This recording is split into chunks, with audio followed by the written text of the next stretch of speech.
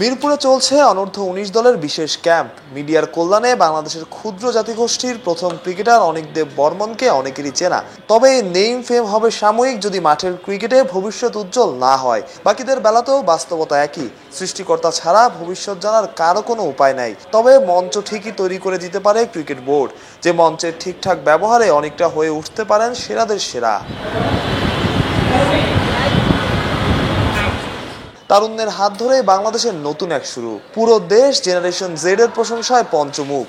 নির্দিষ্ট এই জেনারেশনের এই উদ্যম কাজে লাগাতে পারে বাংলাদেশ ক্রিকেটও, যদি বোর্ডের উদ্যোগ ঠিকঠাক হয় আর কি। অতীতে অনূর্ধ্ব-19 দল বিশ্বকাপ জিতলেও সিনিয়র ক্রিকেটে বলার মতো কোনো সাফল্য নাই। বিশ্বকাপ জয় যেমন বোর্ডের ক্রেডিট আছে, তার চাইতে প্রতিভা নিদারুণ অপচয়ে ব্যর্থতাই বেশি।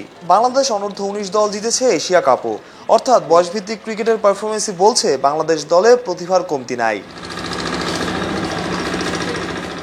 দেশের ক্রিকেটে পালাবদলের হাওয়া। নতুন যারা আসবেন তারা প্রতিভার কদর করবেন তো, না নতুন বোতলে সেই পুরনো কাসুন্দি? আজ থেকে 15-20 বছর আগের কথা যদি বলি, মাশরাফি, সাকিব, তামিম এরা কিন্তু টাফ ক্রিকেট খেলে এসছে। এরা টাফ ক্রিকেট খেলে এসছে বলে ওরা এখনও ফাইটার হিসেবে মাঠে ক্রিকেট খেলে বা খেলে আসছে।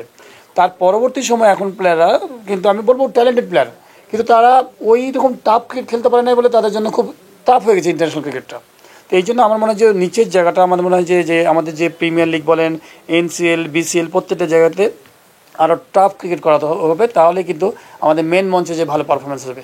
আর এখন যে অবস্থায় আছে আমার মনে হয় এটাকে একটু বেটার পারফর্ম করা যায়। না, বাংলাদেশ টিমটা এখন যে অবস্থা আছে, রাতারাতি তো আপনি একদম ইন্ডিয়া টিম হয়ে যাবে না, বা ইন্ডিয়ান বিরাট কোহলি, রোহিত শর্মা হয়ে যাবে না। যতটুকু ডেভেলপ করা যায় ডেভেলপ করে সামনে অপোনেন্ট টিমগুলোর সাথে যেন ভালো ফাইট করতে পারি, ভালো খেলতে পারি, জিততে পারি।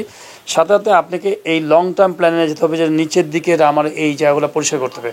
ওরা পরিষ্কার করলে আপনি দেখবেন যে যেমন স্কুল ক্রিকেট, আমি জানি যে স্কুল ক্রিকেট খুব জনপ্রিয়, শুধু ফেসবুকে বিভিন্ন সময় দেওয়া হয় যে ফেসবুকে ওপেনিং হয়েছে, এই চ্যাম্পিয়ন হয়েছে, এগুলো আসলে বেসিক্যালি প্রমোশন। 250-টিরও বেশি ডিজাইন অপশন নিয়ে ওয়ালটন স্মার্ট ফ্রিজ, বোঝে আপনার প্রয়োজন।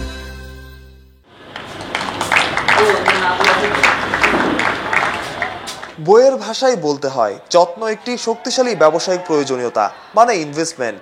সঠিক যত্ন যদি করা হয় তবে ছোটদের বিশ্বজয়ীরা কেন বড়দের বিশ্বকাপ জিততে পারবে না। মানুষ প্রত্যয় অলরাউন্ডার।